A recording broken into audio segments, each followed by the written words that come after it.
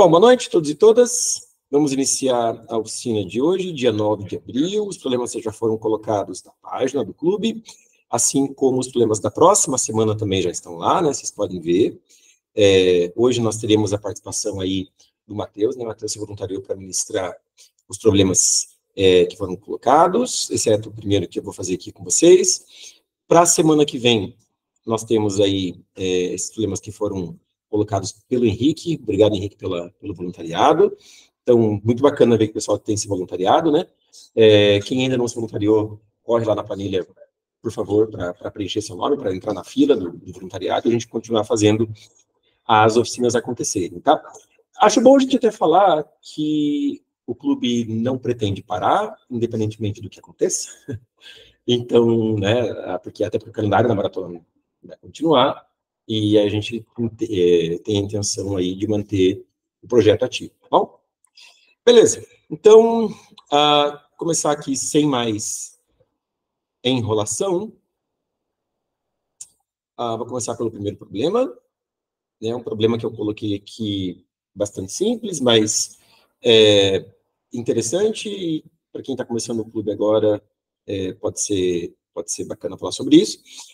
Então, nesse problema, que é um problema aí do Xcoder, a descrição do problema é bastante simples. Você recebe um inteiro n, né, e é extremamente importante, quando você lê o enunciado, perceber os limites da entrada. Aqui o n está colocado como até 10 na 18. 10 na 18 significa que ele não cabe no int, né, nem a entrada você consegue ler no int, você vai precisar trabalhar com long. E você precisa, dado n, encontrar qual que é o maior cubo palindrômico que não excede n. Né? O maior cubo palindrômico que é menor ou igual a n. Um cubo palindrômico é um cubo, né? Quer dizer que é um cubo perfeito, é um inteiro que é o cubo de outro inteiro, e ele é palindrômico para a base 10. Significa que, na sua representação na base 10, ele é um palíndromo. Tá? Então, por exemplo, se a entrada é 3, 4, 5, o maior cubo palindrômico é 3, 4, 3. Né? Ele é um palíndromo, a gente pode ver 3, 4, 3 é um palíndromo, e ele é um cubo. Tá? Então, se a entrada é 6, o maior cubo palindrômico é 1.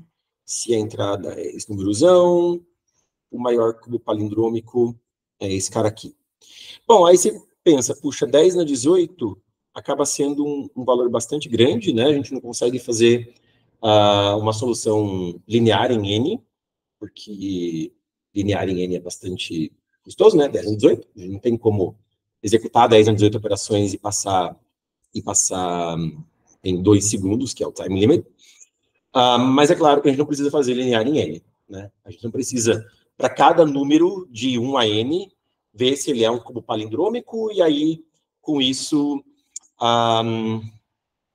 e decidir qual que é o maior. Né? A gente não precisa fazer isso, basta a gente iterar direto sobre os cubos, e para cada cubo que a gente itera, a gente vê se ele é um palíndromo. Então, a ideia é a gente pode fazer um for, um i começando em 1, né? E para cada i, a gente calcula já i ao cubo, e segue esse for enquanto i ao cubo é menor ou igual que n, e para cada i ao cubo que a gente calcular, a gente verifica se i ao cubo é um palíndromo. Tudo bem? Para verificar se i ao cubo é um palíndromo, tem alguns jeitos, né? Acho que talvez o mais imediato para muitos de vocês seria converter o número para um vetor. Tem umas funções do C que fazem isso, né? Tipo, integer to array, né? Que é o tal do I to A, ou coisa assim. São funções que jogam inteiros e vetores. Mas eu acho legal você aprender alguns truques de como trabalhar com bases numéricas. E eu vou fazer com essas continhas, né? Que são truques de trabalhar com bases numéricas. Basicamente, se eu quero pegar um número aí, que no caso é o i ao cubo, né? Mas, genericamente, eu quero pegar um número n e decidir se ele é um palíndromo, o que eu vou fazer é calcular o reverso de n. Então, para calcular o reverso de n, sei lá, se meu n é 1, 2, 3, 4, eu vou pegando dígito a dígito do número, e cada dígito eu obtenho pegando o resto da divisão por 10, e aí depois pegando o n e dividindo por 10, certo? Assim, eu consigo ir extraindo dígito a dígito, e cada dígito que eu extraio, eu vou acumulando no meu n reverso. Então, li 4, o meu n reverso vai virar 4. Agora, quando eu extraio o 3 do n, eu pego o que eu já tenho computado no n reverso, multiplico por 10, e somo com 3, fico com 43. E assim vou, né? Sempre multiplicando o que eu já tenho por 10, e somando com o resto da divisão que eu extraí do n, eu consigo calcular o n reverso, e aí é só eu comparar os dois números, né? E comparar como? Daí eu vou extraindo dígito a dígito dos dois números e verificando se é igual. Esses truques de trabalhar com mod e quociente de divisão não é necessário para esse exercício, mas eu acho que são truques bacanas a gente exercitar, e que podem ser úteis, né, para os problemas, e por isso que eu quis trazer aqui desse jeito na oficina, tá bom? E é claro, né, isso aí é linear no tamanho da representação de n, no número de bits, e aqui o número de bits não, de dígitos, e aqui o número de dígitos é 18. Então, bem rápido, né? Quer dizer, vai ser 18 operações, vezes a quantidade de cubos até 10 na 18. Então, isso é 10 na 18 sobre 3, portanto, isso vai dar 18 vezes 10 na sexta, isso passa em 2 segundos, bem de boa. Tá bom? Então, vamos codar. Alguém tem alguma dúvida, comentário a fazer sobre o problema? É simples, né? Então, ok. Eu não abri o Emacs especial que eu gosto de abrir. Não.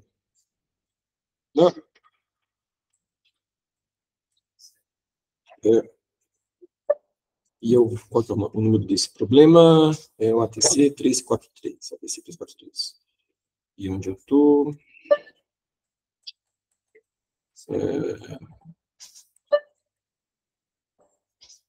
Ok. ATC ABC 343. Deixa eu compartilhar a tela. A janela. Ok.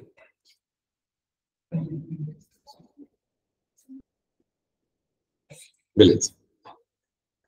Então, não tem muito segredo no código.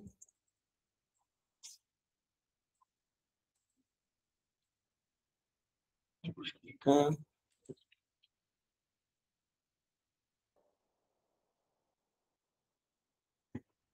O tamanho da fonte, né? Eu vou definir long como LL, porque a gente sabe que para ler a entrada, a gente vai ter que ler como long, né? Então, ler long % LLD. E aí eu vou fazer um for em i, começando de 1, enquanto i ao cubo menor ou igual que n, né? Isso aqui que é i ao cubo, a gente não pode fazer isso aqui. Isso aqui é i short bit a bit 3. Então, i ao cubo. Enquanto i ao cubo menor ou igual que n, i mais. Se i ao cubo é um palíndromo, acho que eu posso chamar i ao cubo de k. E aí, se k é um palíndromo, a resposta começa com 0, por exemplo, a resposta vale k, porque daí vai ficar valendo na resposta o maior cubo palindrômico que eu encontrar. E no final eu imprimo a resposta. Para verificar se o número é palíndromo, número n, eu chamei de n lá na lousa, né? Então, n, eu vou pegar aqui no reverso, calcular n reverso. Para isso, então, eu preciso fazer algo como, enquanto n é maior que 0, reverso, multiplica o que você tem no reverso por 10, soma no reverso o resto da divisão de n por 10 e pega n e divide por 10. O problema de eu dividir n por 10 aqui é que eu vou perder o valor de n para, nesse momento, poder comparar n com o reverso, né? Então, eu posso querer guardar aqui o valor de n no temporário para chegar nesse momento e comparar. Eu posso retornar se n é igual ao reverso. Tudo bem. Então, aí comparo os dois números, o estado da comparação é o que eu retorno. Alguma dúvida, pergunta? Não? Então, para quem nunca brincou, né, com números dessa forma, de extrair dígitos de um número fazendo resto de divisão por 10, etc., eu acho um truque bem legal, sim, de praticar, né, porque isso generaliza também para trabalhar com bases quaisquer, né? Bom, então, vamos compilar e submeter o código.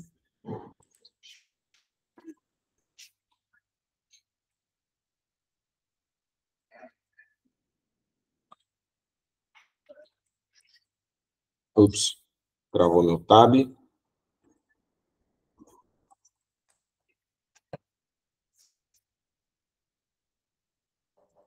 Eu fiz algumas besteiras. TMP. Vai que eu fiz de errado aqui. News. Ah, sim. Aqui tinha que usar TMP, né? E teve um ponto e vírgula que eu esqueci aqui na main. Beleza? Deixa eu pegar uma entrada.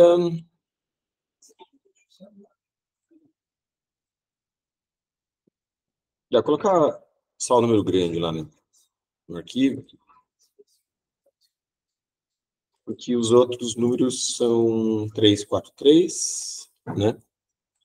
345, que a resposta é 343, o outro é 6, que a resposta é 1, e o outro é aquele númerozão lá, que a resposta começa com 133499, 133499, 6994, e é o reverso, né? Beleza. Então, vou submeter. Sign in. Ah, que legal. Eu tô no outro perfil do Chrome. Deixa eu abrir uma nova janela no meu perfil normal. Como é que eu troco esse cara?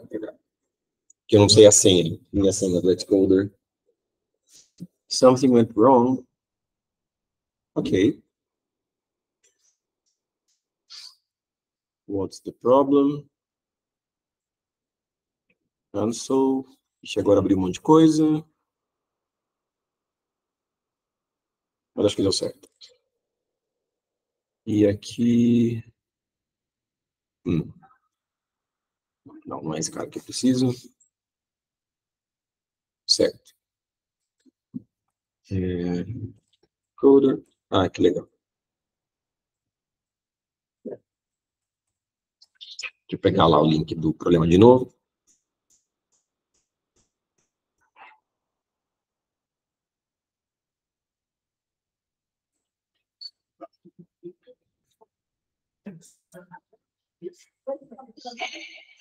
Beleza, aqui já está logado.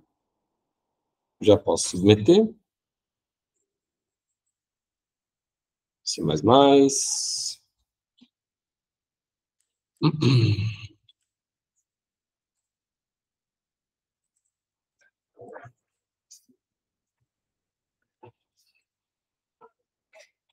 Tirando as minhas atrapalhadas.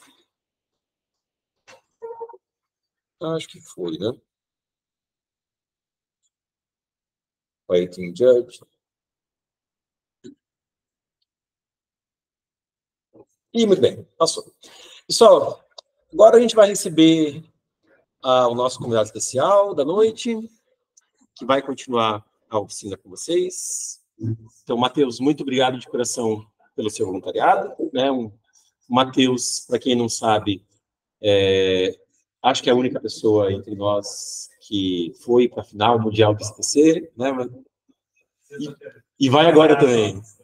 Uau, que legal. Então, Matheus, seja bem-vindo aí. Obrigado por estar com a gente aqui. Eu preciso colocar um cabo para transmitir aqui ou o senhor vai ficar transmitindo isso? Não, ele pega pela... pelo Meet. Beleza.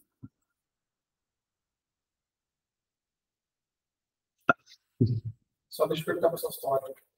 Pessoal que está ouvindo o Matheus? Oi? Então, tá de boa? Tá, boa noite, pessoal, tudo bom? Eu vou apresentar 3 problemas, são os últimos problemas que apareceram no Watchcoder, alguns acho que é para iniciantes, né, que é o ABC, e um que é nas competições regulares, que é o ARC. Vou começar pelo problema A do Contest 175, que é o problema do Spoon Taking Problem, né? A gente recebe uma mesa redonda, com algumas pessoas sentadas, né, de 2 até N, e na frente dessas pessoas tem 2 colheres, a colher à esquerda e a colher à direita. Sendo que a colher à direita da última pessoa é a mesma colher que a da esquerda da primeira pessoa, como a gente pode ver ali na imagem.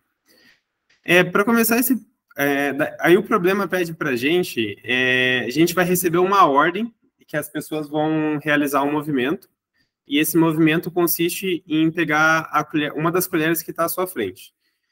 Se essa pessoa tiver as 2 colheres disponíveis, ela vai pegar a colher da sua mão dominante, ou seja, se ela vai pegar da esquerda se ela usa a esquerda, da direita se ela usa a direita, né? E se essa colher não estiver disponível, ela vai pegar a outra. O problema pergunta para a gente, de todas as possibilidades de mãos dominantes, quantas são que todas as pessoas vão conseguir pegar uma colher. Algumas pessoas, às vezes, não vão conseguir pegar uma colher, porque a gente vai ser dado uma sequência que as pessoas vão se movimentar, e essas pessoas vão pegando colher, e pode acontecer de algumas ficarem sem colheres, né? Então, a gente tem que primeiro pensar sobre o problema, em que tipo de situação isso aconteceria. Então, uma pessoa aleatória da mesa, tanto faz quem, porque a mesa é redonda, vai pegar uma colher. Pode ser a da esquerda ou da direita. A partir do momento que essa pessoa pegar uma colher, todo mundo da mesa tem que pegar a colher do mesmo lado que essa pessoa pegou. A gente pode ver isso, tipo, se você ver um exemplo ali, vamos supor que a pessoa número 1 pegue a colher da esquerda. Se a pessoa número 2 pegar a colher da direita, a colher número 2 vai sempre estar sobrando. E o número de colher é igual ao número de pessoas. Então, isso é válido para qualquer outra pessoa que realizar o movimento. A pessoa número 4 nem poderia pegar a colher da direita, porque já foi pega pela pessoa número 1. E se a pessoa da direita, a pessoa número 3, pegar a colher da direita, a pessoa número 4 ficaria sem colher. Então, a gente tem 2 possibilidades. Ou todo mundo pega a colher da esquerda, ou todo mundo pega a colher da direita. Aí, a solução do problema consiste em simular essas 2 situações. A gente vai receber N, que é o número de pessoas na mesa. A gente vai receber uma permutação ali de 1 até N, que seria a ordem que as pessoas vão se movimentar. E a gente vai receber uma string, que consiste de ou L, ou R, ou ponto de interrogação, né? Se a pessoa ela é canhota, destra, ou a gente não sabe. Aí a gente vai ter que contar quantas sequências possíveis daria para resolver o problema, né? Então, se a pessoa que for se movimentar tiver as 2 colheres disponíveis, ela vai ter que sempre pegar a mesma que a primeira pessoa pegou. Ou seja, se ela tiver as 2 colheres disponíveis, ela vai ter que ter a mesma mão dominante que a primeira pessoa que se movimentou. Se ela não tiver, essa solução não é possível, e aí a gente não precisa, a gente zeraria essa possibilidade, né, essa árvore de possibilidades. Caso for L, desculpa, vou dar um exemplo. A gente vai simular duas possibilidades. Uma mesa onde todo mundo vai pegar da esquerda e uma mesa onde todo mundo vai pegar da direita. Na mesa da esquerda, uma pessoa vai se movimentar. Se essa pessoa tiver 2 colheres à sua frente, ela precisa ser L. Ou seja, se ela for R, a mesa da esquerda não tem solução, então a gente zera essa resposta. Se ela for L, então tá tudo beleza, a gente não altera a resposta e continua. Se ela for ponto de interrogação, é a mesma coisa que se ela fosse L, porque R não é uma possibilidade. Se essa pessoa só tiver disponível a colher da esquerda, a gente tem 2 cenários daí. Se for ponto de interrogação, a gente multiplica a resposta por 2, porque ela poderia ser L ou R. E se ela for L, a gente não faz nada. Se ela for R, não muda, porque ela vai pegar da esquerda também, não faz diferença. E a gente vai fazer isso para a mesa da esquerda, a gente vai fazer a mesma coisa para a mesa da direita, só que o contrário. Vou mostrar o código aqui agora. Esse daqui. Aí, então, para fazer o código, eu vou usar um array de pessoas, né? Aí eu... não tá mostrando. Está compartilhando a tela? Eu pensei que estava. Se compartilhar... Calma aí. Deixa eu compartilhar a janela, talvez. Tá, vou tentar aqui. Pode. Fica melhor na resolução também.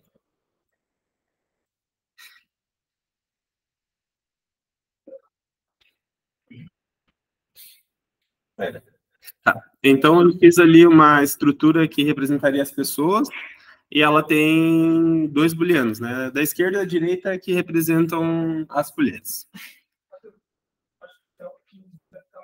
Tá. Vou aumentar a fonte, será que pode ser?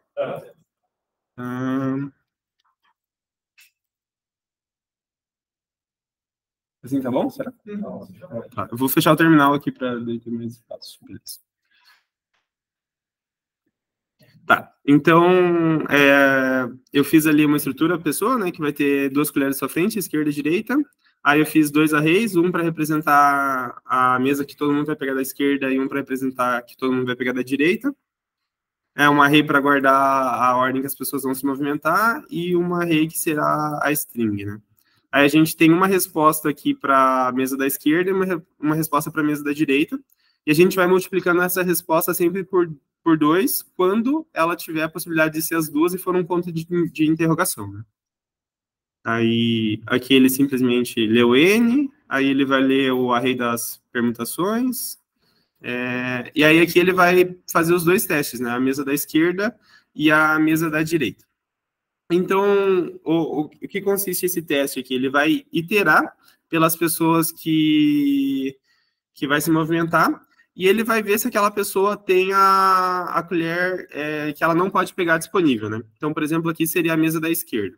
Se a pessoa que vai se movimentar tiver a colher da direita disponível e ela utilizar a mão da direita, então a resposta da mesa esquerda é 0 e a gente já pode encerrar esse loop, porque ela vai pegar a mesa da direita e vai quebrar a sequência. No caso, se ele não tiver, se ele não tiver a colher disponível, e a string para essa pessoa for ponto de interrogação, a gente multiplica por 2. Se for L, não precisa fazer nada, a resposta continua 1, e se for R, também não precisa fazer nada, continua 1. Aí, depois que a gente faz isso, a gente tem que tirar a colher da pessoa, né? Então, a pessoa que pegou a colher da esquerda, a gente muda ali o array para falso, e tem que lembrar de ir na outra pessoa e mudar a colher da direita dela para falso também. Então, a gente tira a colher da esquerda da pessoa que se movimentou, e a pessoa anterior, a gente tira a colher da direita, né? Eu tinha... Deixa eu compartilhar aqui.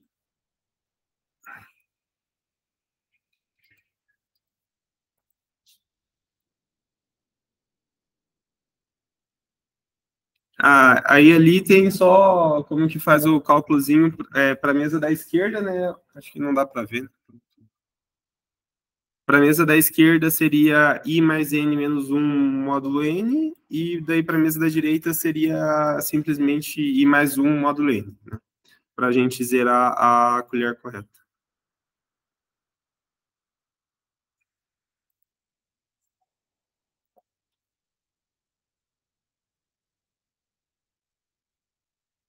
Ah, eu esqueci de falar que eles pedem a resposta em módulo, né? Então, daí aqui, de acordo com que eu vou multiplicar na resposta por 2, eu vou fazendo o módulo cada vez que passa do valor pedido. O teste para a direita é a mesma coisa, só que é o contrário. E daí, no final, ele imprime a soma das respostas para a mesa da esquerda e para a mesa da direita. Tá, beleza. Preciso mandar o código? Ah, manda o código. O código daí coloca depois no box do Tá, beleza. É aquele primo de NFT, né? Lembra de NFT? WhatsApp, Tá. Alguma pergunta? Tá, eu vou pro próximo.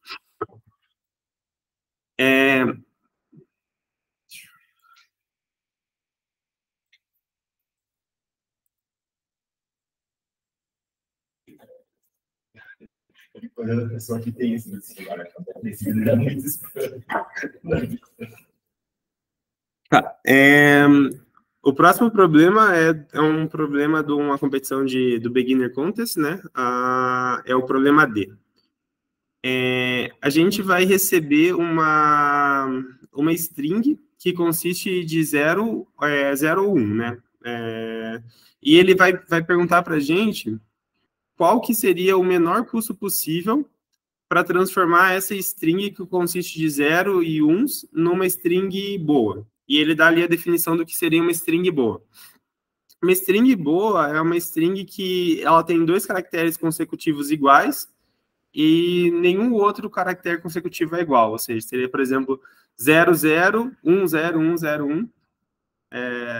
Deu para entender? Tá, eu vou mostrar um exemplo ali depois na apresentação. Aí ele também vai dar um array de custos, que seria o quanto que você gasta para realizar uma troca, né, de um 0 para 1 ou de 1 para 0. E aí ele pede para a gente qual seria o menor custo possível para transformar a string dada numa string boa. Daí, para esse problema, eu pensei em resolver assim. A resposta final, ela sempre vai ser de 2 formas. Ou ela vai ser 010101, ou ela vai ser 10101. Com a única diferença. Um desses caracteres você vai ter que mudar, né? Então, ali você vai ter que escolher um caractere de I, por exemplo, e mudar ele, e todos os próximos caracteres vão ser mudados. Então, o que eu pensei para resolver essa questão foi computar o custo incremental de converter toda a string para 01010 ou 10101, né? Então, o que a gente vai fazer? A gente vai calcular o custo, eu vou chamar da primeira string ali de C1, e o segundo eu vou chamar de C2, e a gente vai fazer o custo incremental. Então, tipo, trocar o 0 para o primeiro, e a gente vai somando de acordo com o que a gente for andando na string, né? Vou mostrar aqui no código, acho que talvez fique melhor isso aqui. Então, a gente vai ter a string C1 e a string C2, né? Que é o custo daquela que começa com 0 e o custo da que começa com 1. E aí, a gente vai ver se o primeiro caractere de S, por exemplo, é 0. Se for 0, quer dizer que para C1 você não precisa performar a operação de troca. Então, o custo é 0. E para C2, o custo vai ser C0, né? Aí, para o próximo caractere, você vai fazer a mesma coisa, só que você vai sempre somar o custo anterior, para ir acumulando. Aí, no final, o que a gente vai fazer é iterar sobre todas as possibilidades de troca do array, né? Então, a gente vai escolhendo um por um para trocar para 1, e calculando o custo dessa troca específica e checando qual que é o mínimo possível. Então, aqui, por exemplo, vamos escolher qualquer I que não fosse o primeiro ou o último, porque é um caso à parte, né? Ali, por exemplo, a string 1, se eu fosse escolher, por exemplo, I1 e trocar ele para 0. Então, todos os próximos caracteres seriam iguais à string 2. Então, eu poderia usar para sua representação o custo de 2. Então, o que seria ali o caso de trocar o I1? Seria C1I menos 1, que seria o custo da string até I, mais o custo 2 inteiro, menos o custo 2 de I menos 1, porque eu já computei ali no primeiro custo. Fez sentido? Aí, para outra string, é a mesma coisa, né? É igual. A única diferença seria aqui para os casos de borda, que seria para o I1 ou o IN-1, né? Que se você trocar ele, você não precisa trocar mais nada. Então, por exemplo, se eu trocar esse aqui para 1, o resto da string não precisa trocar. E se eu trocar esse daqui para 1, também o resto da string não precisa trocar. Então, esse é um caso à parte que vai ser tratado aí ali no código. Mas aqui já adiantando, no caso, se eu trocar esse aqui para 1, o custo mesmo vai ser o C1 ou o C2, com a única diferença é que eu vou ter que checar qual que era o caractere original aqui, né? Se ele for 1, eu preciso retirar o custo. E se ele for 0, eu preciso somar o custo. Daí, aqui no código, ali, eu fiz um array para guardar a string, um array para guardar os custos, e ali 2 arrays de longs, que é para guardar o acúmulo do custo de converter a string para as respostas, né? Aí, aqui, eu estou populando o array do custo acumulativo, né? Eu checo a paridade para saber se o número deveria ser 0 ou 1.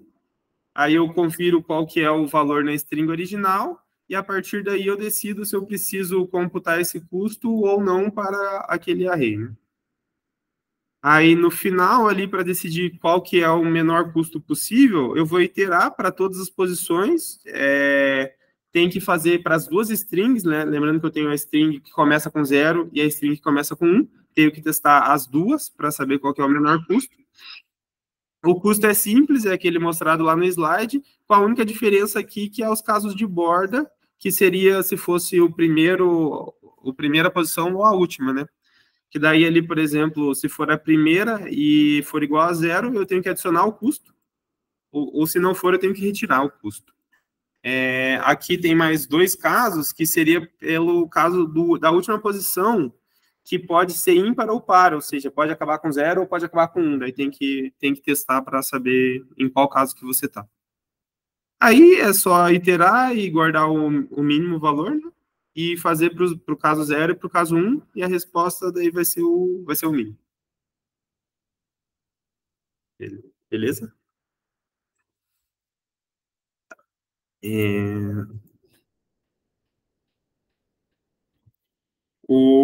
Aí o próximo problema é esse do neck number. Ele explica ali para nós o que é um neck number, que é um número positivo em que 2 números consecutivos não são iguais. Então, por exemplo, ali 22 não é um neck number, porque 2 e 2 é igual, e 6335 também não é, porque 33 é igual. E enquanto 90 é, 173 é. Aqui, o que ele vai perguntar no problema, ele vai dar um número para nós, K, que pode ser até 10 a 12ª, e vai perguntar qual que é o késimo neck number, né? Então, a gente tem que calcular o késimo neck number. Para esse problema aqui, o editorial, ele fez uma solução com busca binária, mas não foi a solução que eu fiz. Então, eu vou apresentar aí a ideia que eu tive para resolver esse problema. Se alguém quiser ver qual que foi a solução do editorial, tá no editorial. Vou tentar aqui explicar no código a minha solução para esse problema. Primeiro que vou fazer algumas considerações aqui sobre o neck number, né? No NEC Number é muito fácil você calcular quantos NEC Numbers você tem para aquela quantidade de dígitos. Então, assim, para um dígito, você vai ter 9, porque você tem os números de 1 até 9. Aí, para 2 dígitos, você tem os mesmos 9 valores, né? Com a única diferença que você não pode repetir o que está no caractere da unidade. Então, é vezes 9. Então, a gente vê que é uma sequência de potências de 9, né? Então, para um dígito são 9, para 2 dígitos é 81, para 3 dígitos é 81 vezes 9, e assim por diante. E daí, se você quiser saber quantos NEC Numbers você tem até o último número de X dígitos, é só você somar esse array, né? Então, a minha solução partiu disso daí. Eu comecei criando um array que eu chamei o array auxiliar ali, né?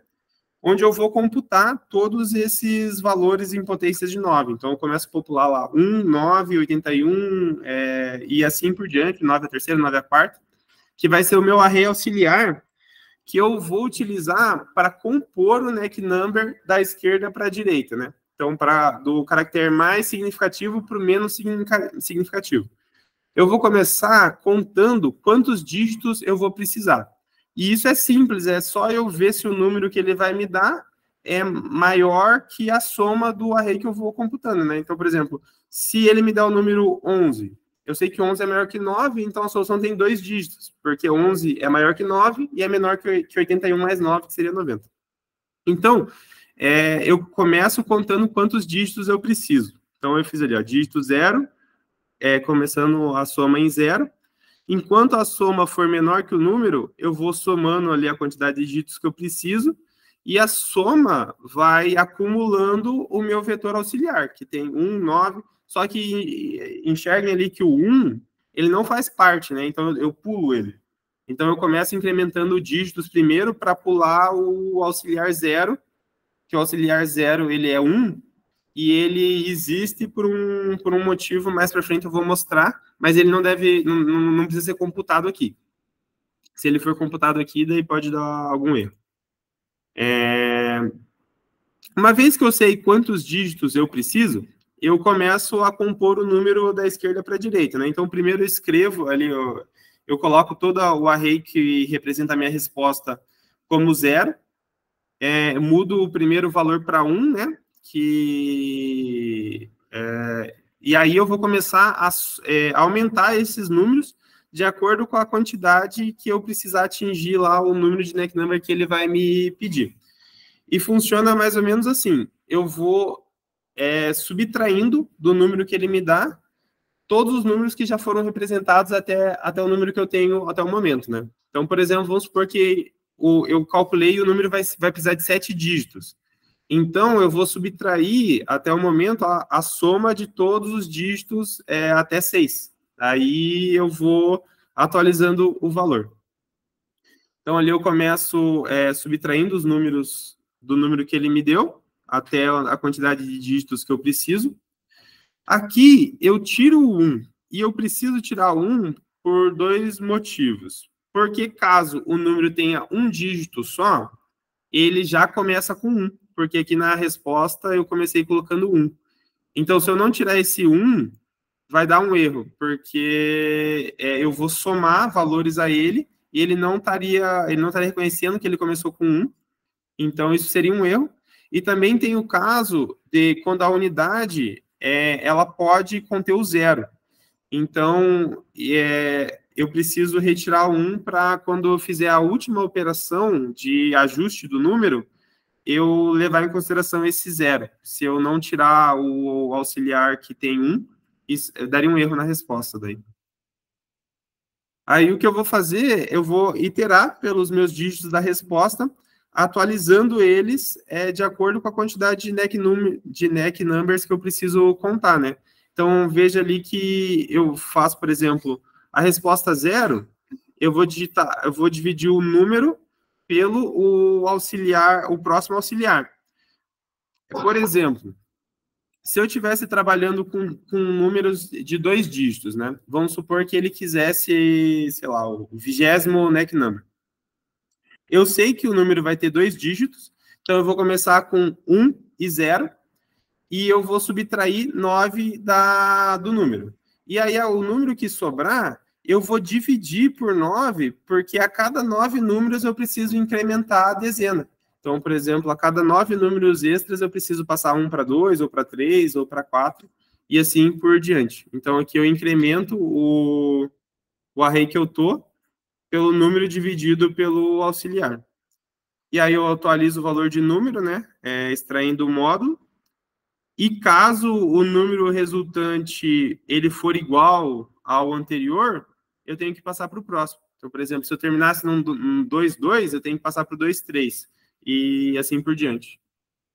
Aí a resposta é essa. Esse código aqui, por incrível que pareça, passa. Acho que ficou um pouco confuso, porque eu que fiz e achei confuso também. Mas eu não sei se deu para entender. Alguém tem alguma pergunta desse daqui? Então, é isso. Obrigado, Matheus. Vamos agradecer, Matheus, pessoal. E eu não fiz a introdução apropriada do Matheus, né? Porque, assim, Matheus você foi campeão do desafio da Way no CPC, né? Eu fiquei em quarto no desafio da Way online e me convidaram para um desafio presencial na China, que daí lá eu fui campeão.